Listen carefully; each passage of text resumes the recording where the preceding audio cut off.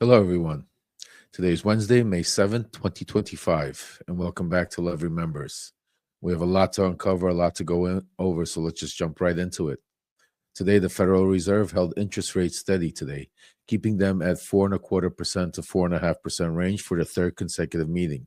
Fed Chair Jerome Powell cited rising risks of both inflation and unemployment, largely driven by the Trump administration's tariff policy. The central bank is adopting a cautious wait and see approach due to the heightened uncertainty in the economic outlook. But meanwhile, the so called talks with China, nothing more than another political theater, folks. Trump is already signaling, just like he did with Canada, that he's not going to touch those tariffs. He's going to keep milking that cash cow, squeezing every little last drop from the American businessmen and consumers. It's the same playbook, only a different day, different country. And then there's Ukraine. Trump promised the world he'd stop the war in a day. Remember that? A day, folks, 24 hours. And yet here we are. Putin just announced a so-called ceasefire. And what happened? More bombs, more bloodsheds. Ukraine launched over 500 drones in response, folks, hitting back very hard. And Russia, they panicked. They panicked hard today. They shut down all their airports, causing chaos and leaving people stranded all over the place. Right before the dignitaries from all over the world were supposed to be coming in for their May 9th parade. You could call it diplomacy. I call it desperation.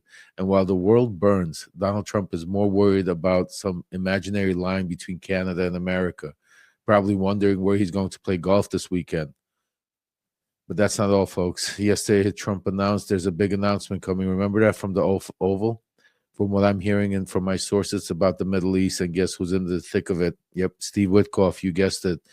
And the Two and a Half Stooges, Pete Hegseth, is playing games at the Pentagon, and Marco Rubio is somehow juggling being Secretary of State and National Security Advisor at the same time, while we have India and Pakistan, two nuclear powers that are attacking each other right now as we speak and are on the brink of a major war that's escalating rapidly.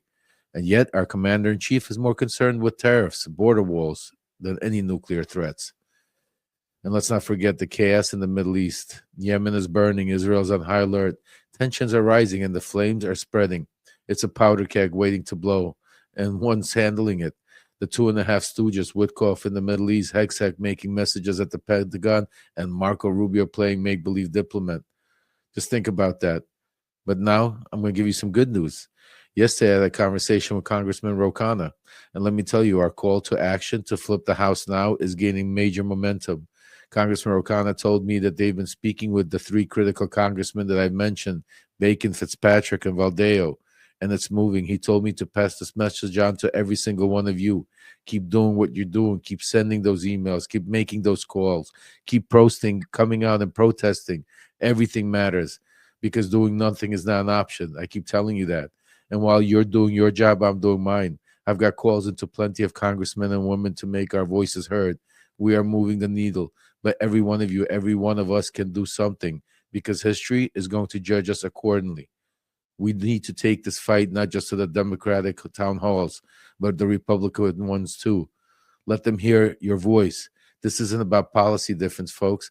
Policies aren't even being talked about right now. All we can see is our economy collapsing, our rights disappearing, our institutions being trampled on, and our Constitution being shredded right before our eyes.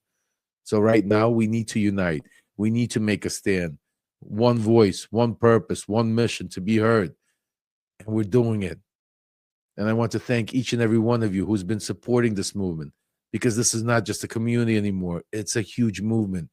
We are growing stronger every single day. But now is not time to stop. It's a time to push even harder. Make sure you get 2, 3, 4 more people to join us in our movement. We need to keep growing. Our movement is growing. Our voices are being louder and being heard.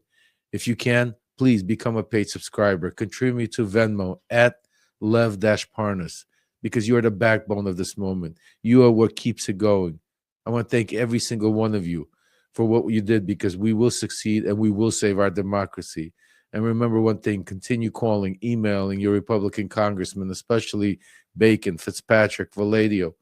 Go to their town halls, show up, make noise, make sure your voices are heard. Because remember, again, doing nothing is not an option. I want to thank you again, and this is Love Remembers, and I'll see you tomorrow.